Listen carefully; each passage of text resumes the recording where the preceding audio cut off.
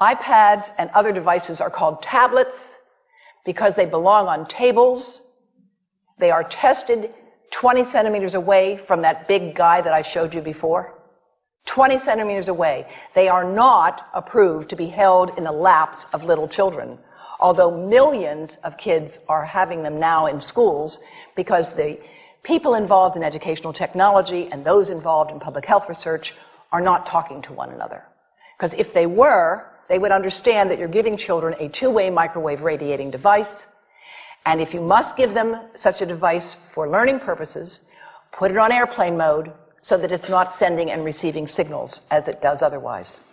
Now, this is some new modeling, again, that we've developed with colleagues in Brazil, and we can share with you how we've done it.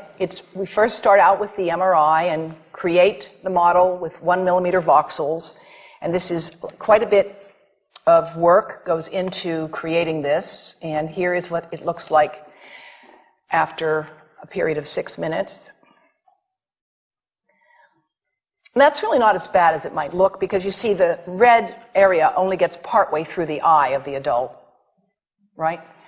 The one that we're really concerned about is this one with the young child. And this is a 3-year-old brain that we modeled. And you see that by the end of that 6-minute call, the peak radiation, yellow and red, is getting all the way into almost both eyes.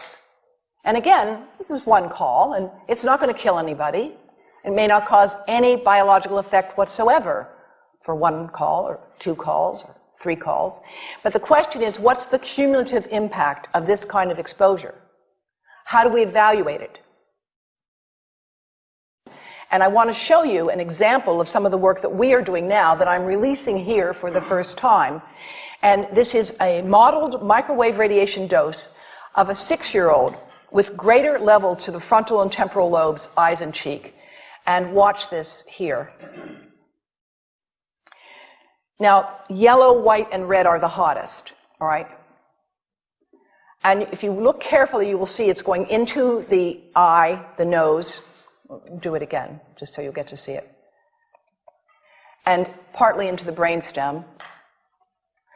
Now, that's just showing you that there's going to be some exposure into that area of a young head. It doesn't tell you that there's any biological effect, right? Now, the next slide is going to show you something that might be of interest to students and faculty here. And that has to do with exposure to the reproductive organs. We call them the gonads. I think you say the testicles. And bone marrow. And look here at the radiation as it gets into the groin area. And that's just from having a mobile phone modeled into the pocket. And this, again, is based on a normalized SAR with I think we had a dipole antenna. Now, the breast. The breast is mostly fat, contains a lot of fluid. Things that contain fat and fluid cook faster in the microwave oven. Now, a cell phone can't cook anything, all right? Mobile phones do not pop popcorn. That was a fraud. They don't make any heat that we know of, otherwise they wouldn't be permitted. But they do go through things that contain fat and fluid, and we are now working at Environmental Health Trust with scientists at the University of California, San Francisco, scientists at formerly the president of the American Cancer Society of California, because we are seeing women who keep cell phones in their bras. Has anyone seen a woman put a cell phone in her bra? Hands up, please. Please tell them you've heard now why they shouldn't do that. And here I want to show you our first case report from 2009, and we now have many more. This was a Chinese-American woman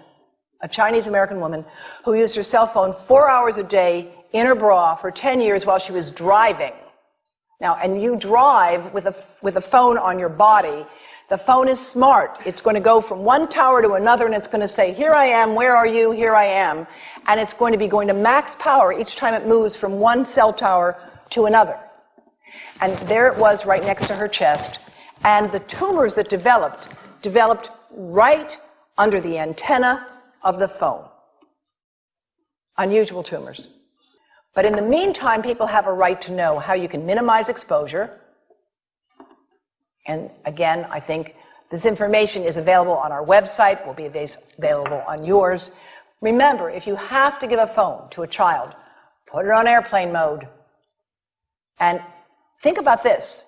That microwave oven, it works because there's a metal box around the microwave signal, and the signal pings all over the place.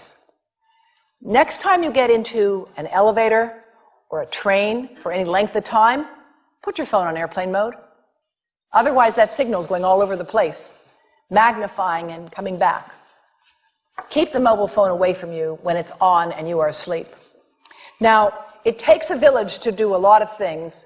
These are some of the people whose materials I've used today with their permission, and I can't read this list to you, but I want you to know that I feel really honored to be working with some of the most talented people in the world on this issue.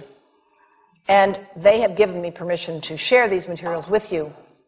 And I leave you with this thought from Albert Einstein. The world is not dangerous because of those who do harm, but because of those who look at it without doing anything. So, thank you.